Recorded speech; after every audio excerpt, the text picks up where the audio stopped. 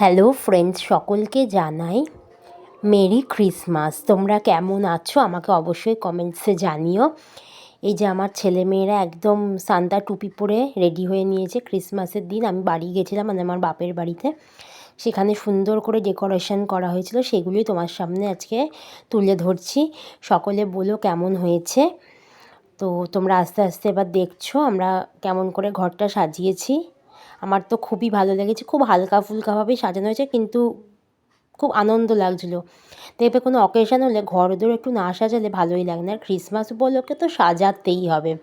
এই যে সিকলি দিয়ে সুন্দর করে সাজানো হয়েছে ঘরটা, দেখতেই পাচ্ছ।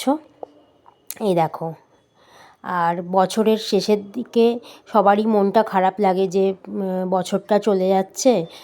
তাই ক্রিসমাস এবং নিউ ইয়ারটা আমরা সকলেই খুব ভালোভাবে সেলিব্রেট করতে চাই, কারণ আবার নতুন বছরে আবার নতুন অকেশান নিয়ে আমরা সকলেই মেতে উঠব। কিন্তু বছরের শেষে এই ক্রিসমাস এবং নিউ ইয়ারে আমরা সকলেই খুব মজা করি। এই দেখো, আমাদের এখানে ছোট্ট একটা গোশালা তৈরি করা হয়েছে, মানে যিশু যেখানে জন্মেছে সকলেই জানো গোশালা ব্যাপারটা কী। এটা হচ্ছে আমার বাড়ির সামনেটা সুন্দর করে ডেকোরেশন করা হয়েছিল। তারপর সন্ধেবেলা আমরা সবাই একটু সাজুগুজু করে নিয়েছিলাম, কোথাও যাইনি, বাড়িতেই ছিলাম। কারণ যদি ফ্রেন্ডস ফ্যামিলি মেম্বার্সরা আসে তাদের ইনভাইট করা হয়েছিল। যে ছেলে মেয়ের সাথে আমরা ফটোও তুলে নিয়েছি, আর খুব মুখরোচক খাবারও হয়েছিল।